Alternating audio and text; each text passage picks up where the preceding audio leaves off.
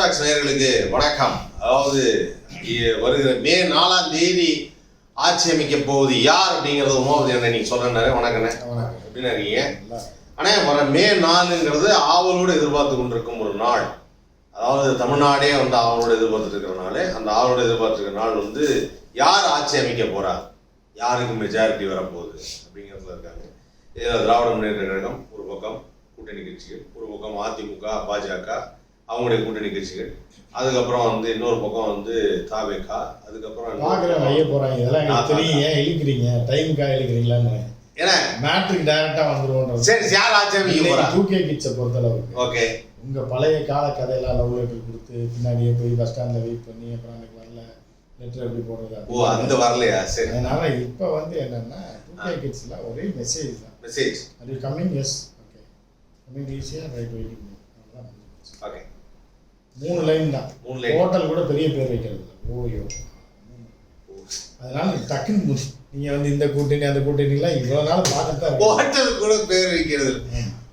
Sudha lodge அப்படிலாம் இல்லை. OYO, 3 word.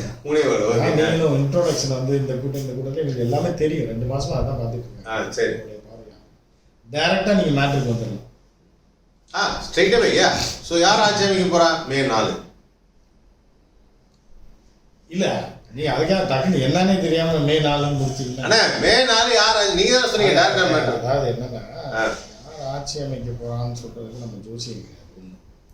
2வது நம்ம அனுபவத்துல இது பண்ணி இப்போ இதில் பாண்டையெல்லாம் மாட்டிக்கிட்டேன். 10 சீட்டுக்கு மேலே விஜய் வரலன்னா நான் ஊரை விட்டு போகிறேன். 10 சீட்டுக்கு அதிகமாக வந்துச்சுன்னா நான் அரசியல் பேசுறது நிறுத்துறேன். அப்புறம் ஆன்மீகத்துக்கு போகிறாங்க, போயிடுவார், ஏதாவது பேசுவார் ஆன்மீகத்தில். ஸோ அந்த மாதிரி நம்ம சவால்லாம் விட முடியாது. நம்ம வந்து இப்படி நடக்கும்னு சொல்லலாம். இருந்தாலும் நம்ம அரசியலில் விமர்சகராகவோ ஒரு ஜேர்னலிஸ்டாகவோ தான் அந்த வகையில் பார்த்தீங்க அப்படின்னா வளர்ச்சி ஓட்டு போட்டுருக்கு. நீங்கள் இது நம்ம ஏற்கனவே ரொம்ப அந்த தற்கூரின்ற பேர் நம்ம தான் வச்சு. ஸோ இதில் வந்து என்ன அப்படின்னு பார்த்தீங்கன்னா, தற்கூரிகளை தாண்டி அந்த கூட்டத்தை தாண்டி இளைஞர்கள் படித்தவர்கள் எல்லாருமே அரசியல், ஆனால் எல்லாமே படித்தவர்கள் இருக்காங்க, இளைஞர்கள் இருக்காங்க, நடு வயசில் இருக்க பெண்கள் இருக்காங்க, எல்லா கிழவிகள் இருக்காங்க, குமரன்கள் இருக்காங்க, கிழவர்கள் இருக்காங்க, எல்லாருமே. ஆனால் எல்லாருமே பாஞ்சிட்டு போய் விஜய் போய் அதாவது மானாங்கனியாக கொடுத்து கொடுத்துருக்காங்க. அதுக்கு என்ன காரணம்னா, விஜய் மேலே இருக்க விருப்பம் அப்படின்றது. இந்த தற்கூரிகள் வந்து விஜய் மேலே வெறித்தனமாக இருக்குது, விஜய் பார்க்கணும் அப்படின்ற மாதிரி அது ஒரு குரூப் தனியாக இருந்தாலும் ஜென்ரல் பப்ளிக்லேயே அதுக்கு என்ன காரணம் அப்படின்னு பார்த்தீங்க அப்படின்னா, புதுசாக ஒரு இதை பார்க்கலாங்க. ஆனால் அதுக்கான காரணத்தையும் சொல்ல மாட்டாங்க. அந்த காரணம் அவங்களுக்கும் தெரியாது. அவங்க என்ன நினைக்கிறாங்கன்னா, திமுக இதே தான் இருக்குது அப்படின்னு நினைக்கிறாங்க. இதில் என்ன ஒரு சைக்காலஜி அப்படின்னா, அந்த வெள்ளை வேஷ்டி வெள்ளை சட்டை போட்டு அந்த அரசியல்வாதிகள் இவர்கள் வில்லனாக. ஏன்னா விஜய் இதை கட்டமைச்சு 15 வருஷமா தன்னோட படத்தோட வில்லனுக்கெல்லாம் வேஸ்ட் சட்டை, இவர் மட்டும் தான் பேண்ட் ஷர்ட் போடுவார். கூட நடிக்கிற காமெடி ஐயாச்சாமி கூட பேண்ட் ஷர்ட்டை தான் போடுவாங்க.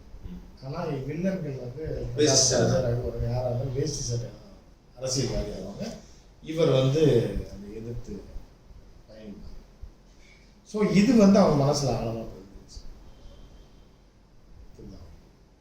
அப்போ அதை எதிர்த்து அவர்களெல்லாம் வந்து புதுசாக ஒன்று பண்ணுவோமே, இது பழைய வண்டி மாத்திரம் தான் நினைக்கிறேன்.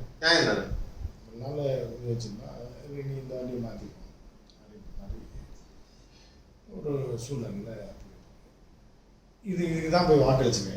அது முக ஸ்டாலின் அவர்கள் வேண்டாம்னு கிடையாது, திமுக வேணாம்னு கிடையாது, விஜய் வேணும்னு கிடையாது. ஆனால் மாற்ற வேணும்னு வாக்களிச்சேன். எதுக்குன்னு கேட்டால் அவங்களுக்கே இருக்கு.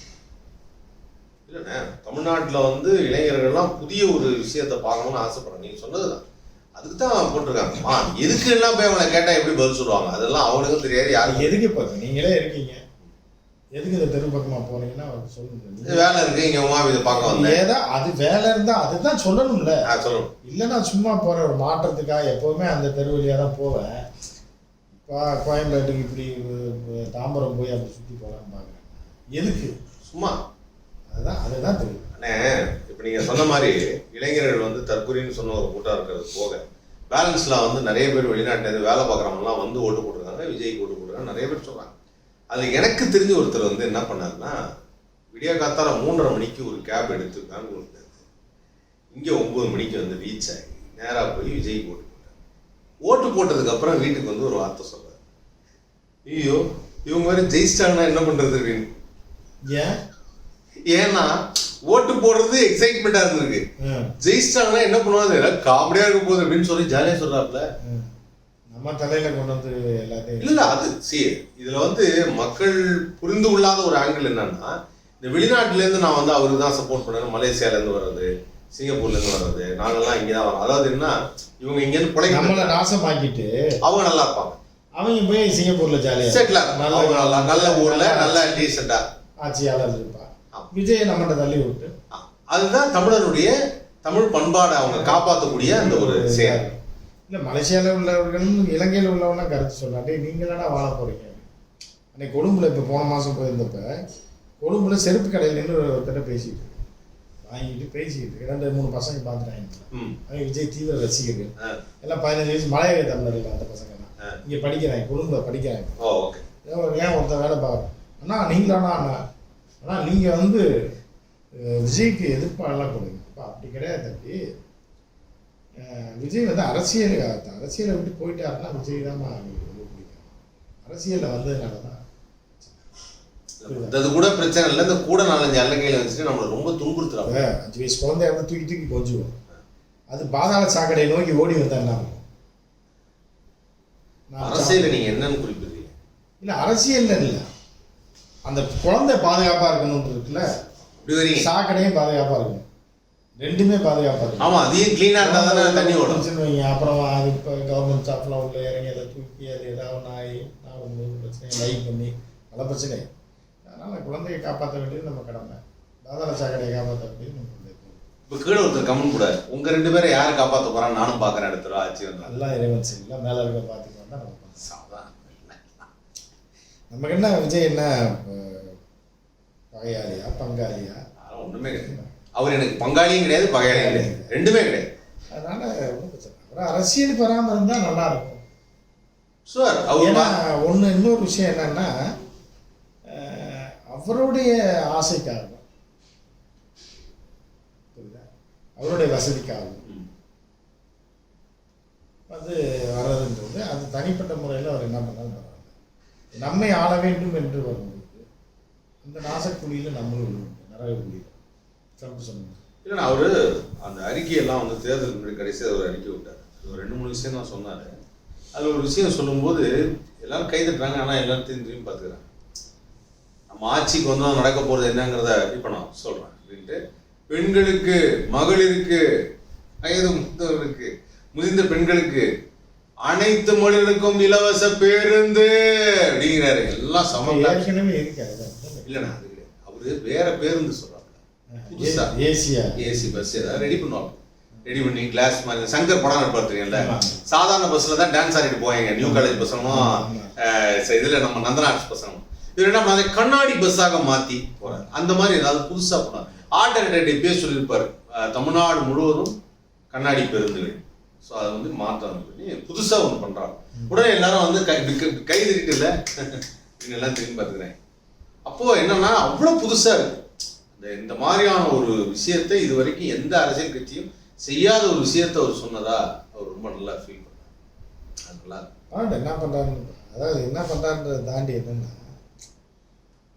சரி இவ்வளோ நாள் நிம்மதியாக இருந்தோம், இனி கொஞ்ச நாள் அவஸ்தைப்பட்டு தான் பார்க்கணும். அவஸ்தைப்படணும், என்ன பண்ண போகிறோம் அதுதான்.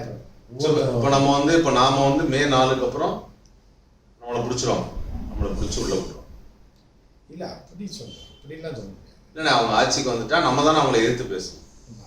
இப்போ நீங்கள் தற்கொலைன்னு முதல்ல நீங்கள் தான் சொல்லுங்கள், நீ யார் அதை சொல்கிறது அப்படின்னு உங்களை வந்து டார்ச்சர் பண்ணால் நம்மளை வாழ விட மாட்டாங்க. சைலண்டாக கிளீன் பண்ணுவாங்க. எங்கேயுமே நீ வெளில போனால் அவனுக்கு அரிசி கொடுக்காது, அவனுக்கு பருப்பு கொடுக்காது, அண்ணன் தண்ணி புழங்காதீங்க அப்படின்றாங்க. ஹோட்டலுக்கு போனால் யாரும் சாப்பாடு போட மாட்டாங்க, சேர் கொடுக்க மாட்டாங்க. அந்த மாதிரி தான் பிள்ளைங்களும் அப்படி தான் நினைக்கிறேன். ஸோ தொடர்ந்து என்ன நடக்க போகுது மே 4ங்கிறதும் ஆட்சியில் அமரப்போகும் விஜய் அவர்கள் என்னென்னலாம் பேச போகிறாங்க அப்படிங்கிறத பற்றியும் நிறைய நிறையா பேசலாம். நன்றி.